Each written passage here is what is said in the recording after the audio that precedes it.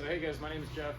Today's speech is going to be a persuasive speech on how the military can provide civilians with tools so as they transition out of the service, they can be that much more of an asset to the private sector. And so, as I was researching this topic, I came across a statistic that said that the U.S. military is now approaching its 50th year being an all-volunteer service. As I was looking more into this statistic, I noticed that this year's recruitment has been record lows as well. And so it got me thinking, how can this be? How can we be an all-volunteer service? And as we're approaching our 50th year, we're setting record lows for recruitment. And I boiled it down to two main things. It's either the private sector is becoming that much more competitive and taking away applicants, or it's that the generation of our applicant pool right now, young adults about 20 years old, they've been watching the wars in Iraq and Afghanistan growing up, and they've seen the chaos and the carnage and the debates over possible failed policies, and I think that has contributed a lot to why people are not as willing to join the service. So my central idea is just talking about how this applicant pool, like what tools are we able to provide as an organization in the DoD that can provide these applicants with tools to excel after the service and become that much more of an asset to the private sector. And it's absolutely important to kind of go over the benefits that the organization has to increase the numbers and provide the private sector with better employees after that person exits the service.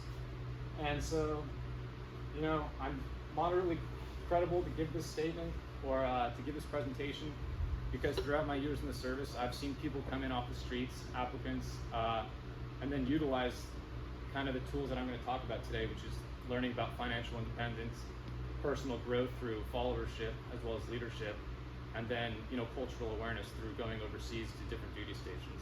And so using these tools, I've seen people come in off the streets and become much better for it as they leave the service into the private sector. And so kind of going over my main points, I wanted to start off with that financial independence. So going in depth about that, it's you have a very young adult who just left their hometown, they've joined the service, and they leave their home state as well. They're plopped into this military base, and for a lot of these guys, they're receiving their first paycheck. And so with that, they have a ton of support as well. They're receiving, potentially tuition assistance, they're receiving housing allowance, they have their government-funded thrift savings plan, and then, with injuries in the service, they're receiving the VA benefits as they exit, as well as like the post 9/11 GI Bill. And so there's all these programs in place for the military members to, start off life financially independent and become very successful. And there's also groups such as the Consumer Finance Protection Bureau.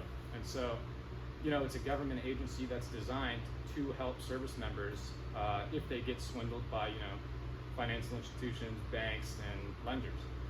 And so these programs are going to start off the civilian or start off a military member much better off as opposed to that other person who just goes into the private sector. There's a lot less programs in place to kind of help those people out. And so that kind of brings me into my second main point, is that personal and professional development through followership and leadership. So that same individual, very young adult, right off the bat in the military, they're already put in a place of followership, and that transfers into leadership very quickly. So they're tasked with being in charge of a group of other young adults, weapons, equipment, and that's something that they would never receive being in that private sector. They're not going to have the ability to be a leader right off the bat. And so that kind of some subpoints for that is you're going to have enhanced maturity, responsibility. And as you come up through the ranks in that followership role, you see your leaders and you get the best, the good and the bad from all of them, and you kind of develop yourself as a leader at a very young age. And so that takes a lot of self-reflection of what I'm doing right, what I'm doing wrong, and then how to benefit or better myself later on. And so again, somebody in that private sector is not going to have that ability as they don't have the experience in the company to take on that leadership role. And so a quote that I was reading, this is by David Goggins, but the quote says, drive to increase these new traits. I'm haunted by my future goals, not my past failures. I'm haunted by what I still may become, and I'm haunted by my continued drive for evolution. And so I think that speaks to the main point very well, is that in the military, one of the biggest things that's harped on is the development of our skills, and something that I just don't feel is harped on enough in the private sector. So that was my speech on the personal development. I think that, you know, as they grow up, they learn followership, they learn leadership, and as they transition out, they're able to take those traits that they've harped on and developed for the last 4 years and become that much better in the private sector. And so my third main point is the ability to travel and, you know, develop cultural awareness through just being stationed overseas. And so a statistic that I had was, you know, 15% of the military right now is serving overseas in some capacity. And these are bases such as, you know, Japan, Germany, Italy, Spain, and so many more.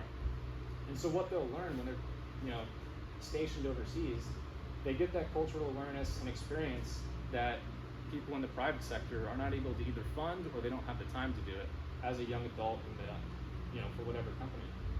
And so that's going to change your perspective, as well as, you know, people that have that experience, they're reflecting on their prior situations overseas, and those unfamiliar encounters and those situations that they're put in just develops them as a person and makes them better off for it.